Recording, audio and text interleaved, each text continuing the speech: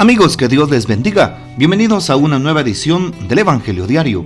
Estamos a martes 5 de marzo, en esta tercera semana del tiempo de Cuaresma.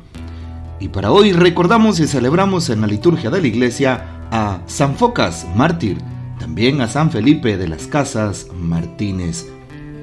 San Felipe, ¿qué podemos hablar de este santo? Nació en Ciudad de México el 1 de mayo de 1572, primogénito de 11 hijos de honrados inmigrantes españoles.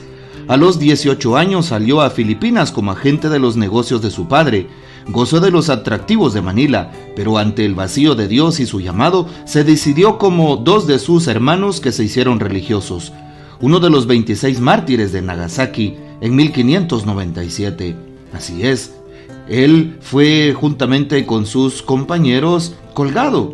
Sus cuerpos duraron 2 meses, crucificados en las cruces, sin dar signos de putrefacción, y difundían un delicioso perfume. Es patrono de la Ciudad de México. Bueno, también hoy recordamos a San Focas, mártir.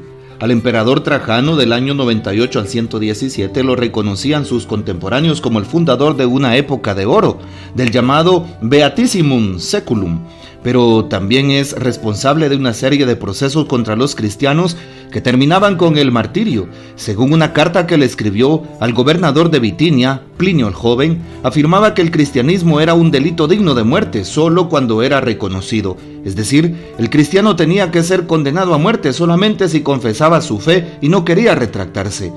Al Optimus Imperator, que con una sabia legislación había garantizado la libertad personal a todos los ciudadanos del vasto imperio, le pareció que la retractación impuesta a los cristianos servía de freno a la expansión de la nueva religión. Pero los cristianos con admirable firmeza rechazaron la retractación y a muchos les costó la vida. Junto a los grandes nombres como Ignacio de Antioquía y Simeón de Jerusalén, último de los parientes inmediatos de Jesús, encontramos a un modesto campesino llamado Focas, que vivía en Sinope. La fuente principal para reconstruir su biografía es el panegírico pronunciado por el obispo Asterio a comienzos del siglo V y que se caracteriza por una admirable concisión. Focas ejercía el oficio de hortelano y era muy apreciado y querido de todos por su generosidad y hospitalidad. De estas dos virtudes dio una conmovedora demostración a los mismos verdugos, que fueron a su casa a ejecutar la sentencia capital pronunciada contra él. Evidentemente los verdugos no lo conocían personalmente, porque cuando entraron a su casa a pedir informaciones, el hortelano los invitó generosamente a almorzar. Mientras los dos almorzaban, Focas fue al huerto a abrir su tumba. Luego regresó a casa y les declaró su identidad a los verdugos, rogándoles que ejecutaran la sentencia sin contemplaciones. Así lo hicieron, y minutos después su cuerpo caía al hoyo que él había preparado. La narración de Asterio no dice más.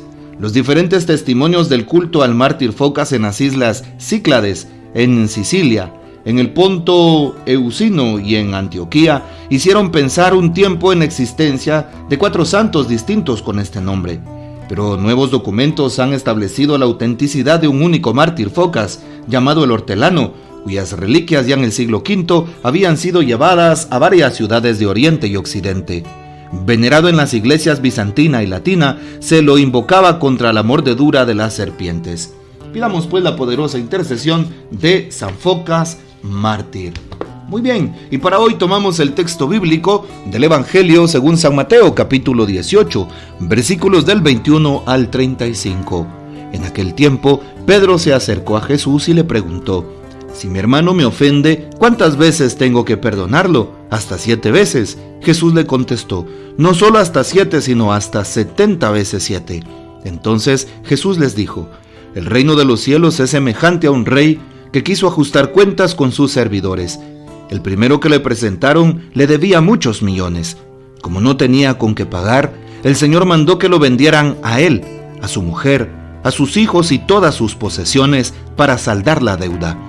El servidor, arrojándose a sus pies, le suplicaba diciendo: «Ten paciencia conmigo y te lo pagaré todo». El rey tuvo lástima de aquel servidor, lo soltó y hasta le perdonó la deuda. Pero apenas había salido aquel servidor, se encontró con uno de sus compañeros que le debía poco dinero. Entonces lo agarró por el cuello y casi lo estrangulaba, mientras le decía: «Págame lo que me debes». El compañero se le arrodilló y le rogaba: «Ten paciencia conmigo y te lo pagaré todo». Pero el otro no quiso escucharlo, sino que fue y lo metió en la cárcel hasta que le pagara la deuda. Al ver lo ocurrido, sus compañeros se llenaron de indignación y fueron a contar al rey lo sucedido. Entonces el Señor lo llamó y le dijo: «Siervo malvado, te perdoné toda aquella deuda porque me lo suplicaste. ¿No debías tú también haber tenido compasión de tu compañero, como yo tuve compasión de ti?» Y el Señor, encolerizado, lo entregó a los verdugos para que no lo soltaran hasta que pagara lo que debía. Pues lo mismo hará mi Padre Celestial con ustedes, si cada cual no perdona de corazón a su hermano. Palabra del Señor, gloria a ti, Señor Jesús. Muy bien, qué importante entonces darnos cuenta cómo siempre gozamos de la gracia de Dios. El Señor siempre está presente en nuestras vidas. La primera lectura nos lo recuerda. Daniel capítulo 3, 25. Sí, como Azarías ora al Señor: «Dios de nuestros padres, no nos abandones nunca. Por el honor de tu nombre no rompas tu alianza. No apartes de nosotros tu misericordia». Y sigue diciendo: «Por Abraham tu amigo, por Isaac tu siervo y por Israel tu consagrado, a quienes prometiste multiplicar su descendencia». Señor, nos vemos empequeñecidos frente a los demás pueblos y continúa haciendo esta oración tan profunda, y el Señor escucha aquella oración que es de corazón.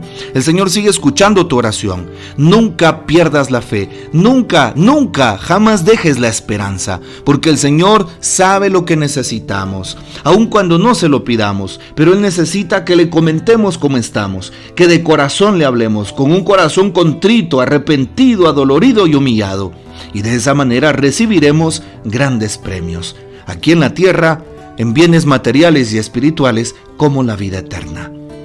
También hoy, el texto del Evangelio según San Mateo, en el capítulo 18, nos muestra la necesidad que tenemos en esta Cuaresma de recurrir al perdón, a la misericordia. Evidentemente, si cuando vamos a confesarnos, el Señor nos perdona a través del sacerdote y salimos renovados de la confesión, salimos perdonados de ese sacramento, porque el Señor no nos condena, no quiere la muerte del pecador, sino que se arrepienta.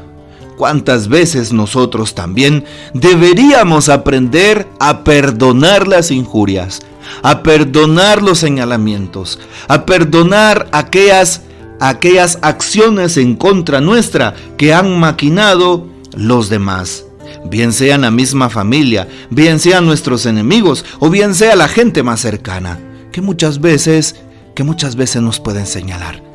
O como decíamos en el texto del Evangelio del día sábado y viernes, podríamos nosotros también recibir un señalamiento de parte de nuestra propia familia o de aquellos más queridos, sentirnos traicionados, pero el Señor nos invita a perdonar. ¿Y cuántas veces? Todas las veces posibles.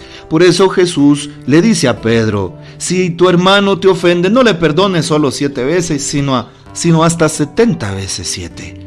Que tengas una constante actitud de perdón. Pregúntate: ¿tengo que perdonar a alguien en este momento de mi vida? O pregúntate: ¿he pedido perdón con disposición? ¿No será que soy una persona con un corazón altanero, que no quiere humillarse, que no quiere doblegarse y que no quiere reconocer su error? ¿No será que yo soy el que necesito ir a pedirle perdón a aquella persona con la que estoy enojado? ¿Necesito ir a pedirle perdón a aquella persona con la que tengo un problema, con la que no me hablo?